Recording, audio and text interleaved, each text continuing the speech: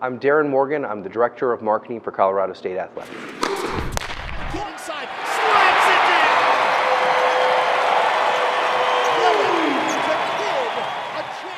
in! Could be two plays. Well, if you're going to get inside the field goal range. Well, the rapid growth has come with sports marketing because of the rapid growth in sports.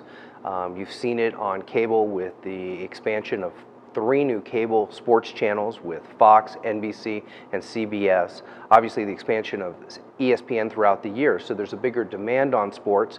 So there's a bigger need to market it, to promote the sports, and there's more competition in sports. As baseball, basketball, football, Premier League soccer, all these sports now are competing against each other on all these cable channels and for audiences around the country and around the world. There's just more of an emphasis to try and get your niche, get your audience into your arena or stadium. On Boise State, there's no question if CSU is going to play for a Mountain West Conference championship, they have got to get a win here against Utah State today. Well, it's a number of reasons why. We've seen the saturation of cable come in and take away or fragment the audience of the networks. Go back 20, 25 years ago and it was all about ABC, CBS, NBC, and Fox.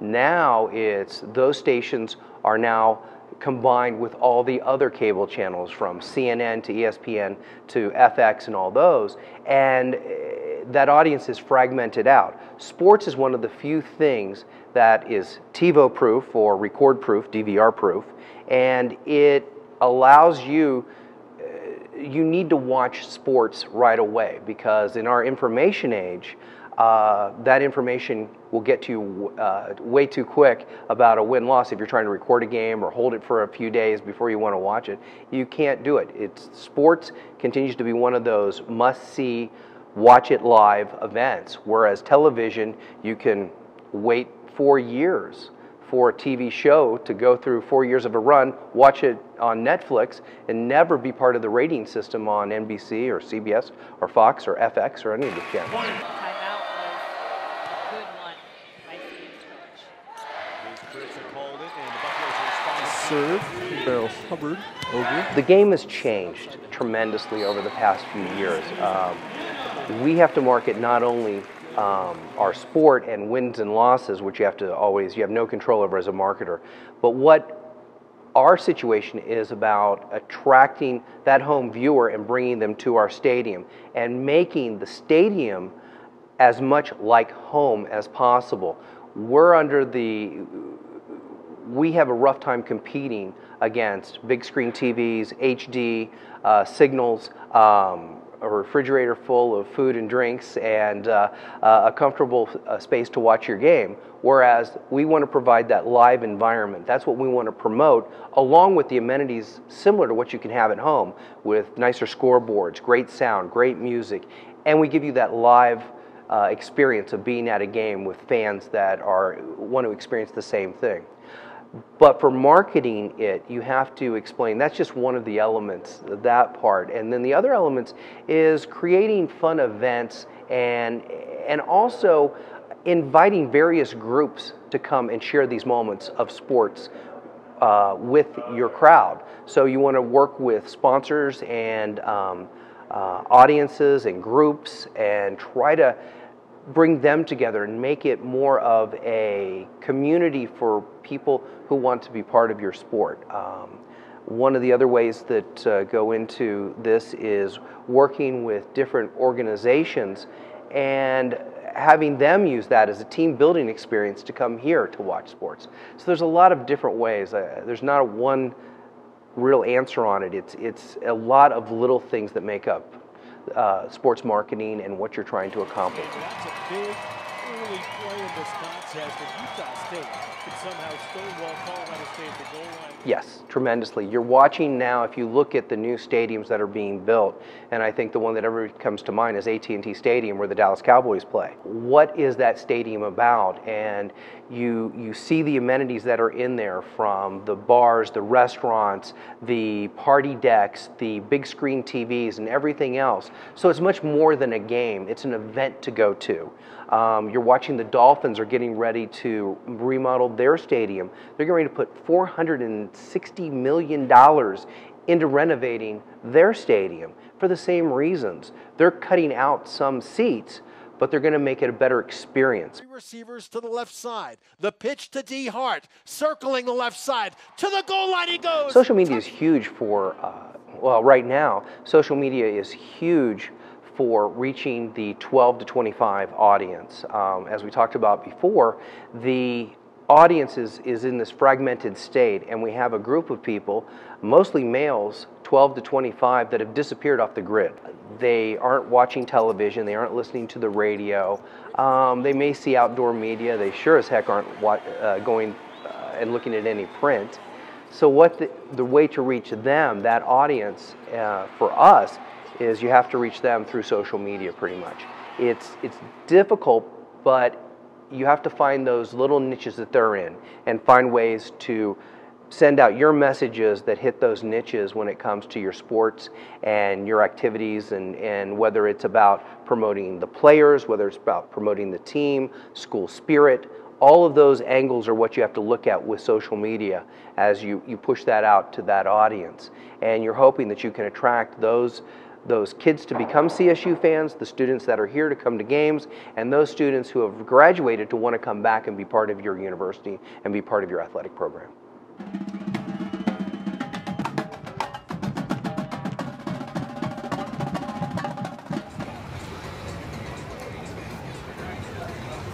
I think when people talk about events and things like that, everybody's looking for a silver bullet that's out there, that if you do this one thing, it's going to sell out our auditorium or arena or stadium and everything like that. And I think it's a collective effort of stuff growing on itself. You have your base audience of season ticket holders, you have your commitment and your promotion that goes out to your students, and then you add the cherry on top, which is that event. We play with colors, which is our orange out, green out, white out, and we use those events as ways to start the process. Then we build on that with the orange out as part of our Aggie tradition, and then we build on that to say we work with charities and different events with fraternities and sororities to say, come to our event of Orange Out, and we're going to work with you on your programs to help you support a cause that may be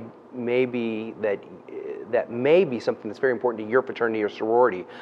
We work with our sponsors to say, hey, because we're doing this Orange Out, we have a special promotion code for you to be able to get a discounted ticket to be part of an event, to be part of the crowd, and also a way to reward our sponsors with what we're doing. When you say one event, it's really one event which has multiple layers to it. 10, and there he goes! Touchdown Rams! Scott Harding, who is on pace right now to punt the ball 6 times. As an intern, and if they're in marketing, the key is working first to discover what part of marketing you really like. Are you into sales, promotion, events? Those are the things, game day production, all those things that go into, that make up marketing. And find out what kind of inspires you in marketing, because it's a broad subject, or it's a broad major. And then try to work in those areas. One of the great things about our marketing department, we do all those things. We do events, we do media buying, we do game day production, we do all those things. And you have that opportunity to find out what your strengths are, and then work with us to develop them, so you have something on your resume, either that you have been able to write scripts for a game day production, or you've helped buy media for advertising and promotion, or you've activated sponsorships, or you've created events for a banquet that we may have done for volleyball or basketball or for high-end donors.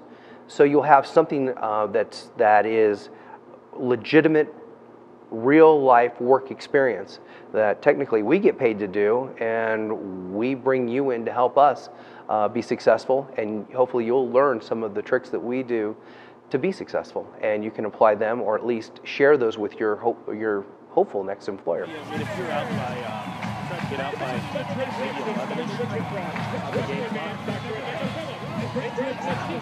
With CSU, one of the opportunities is you get a captive audience when it comes to CSU athletics.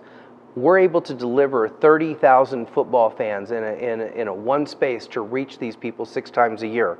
We're able to reach between 2,500 and 9,000 people for a volleyball or basketball game here at Moby Arena.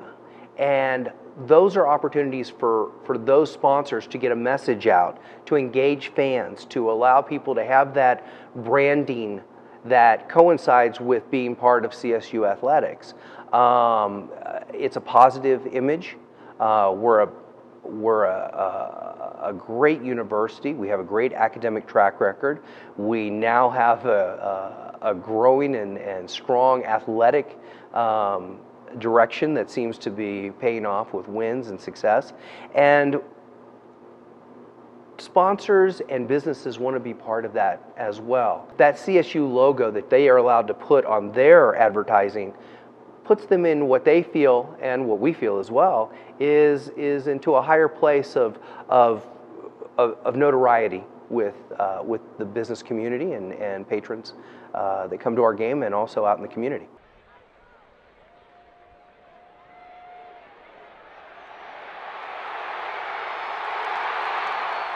Sports marketing, the best advice that you can go into is go with your internship. Get an internship either through one of the paid internships or through the voluntary internships or work studies, or however you can get your foot in the door. This is just like real world. It's very competitive to get into this industry. There's 1,000 people graduating thousands of people graduating every year that want to get their foot in the door on this. Your opportunity is to get your foot in the door through an internship now, so that you have a step up for when you graduate here. The advice is come in, put your head down. Sometimes you're going to do grunt work. Sometimes you're going to be surprised at what you're going to do, which is you may be researching a market, you may be producing a game, you may be running a camera, or you may be just setting up flowers on a table. But do your work really hard. Be that person, be that go-to person. We tell our cheerleading team when they're out on the court, be the girl. Be the girl that people are looking at. Be the girl that hugs the kids. Be the girl that turns around and makes a difference in our game day atmosphere. We say the same thing with our interns. Be the difference when you walk in there. Make sure I know you're there. You know, ask me every time. If you see me look confused, say to me, hey, is there something I can do to help you? You look like you're having, is there something wrong I can help you with? What do you need from me? Is there anything else you need today? Those are the things you look for, and those are the interns that will succeed at their next step when they go to the job. And those are the ones we remember when they're asking for recommendations. We're saying that person was somebody who was really sharp. He or she was always there to help us when we needed it, and it's somebody we could count on.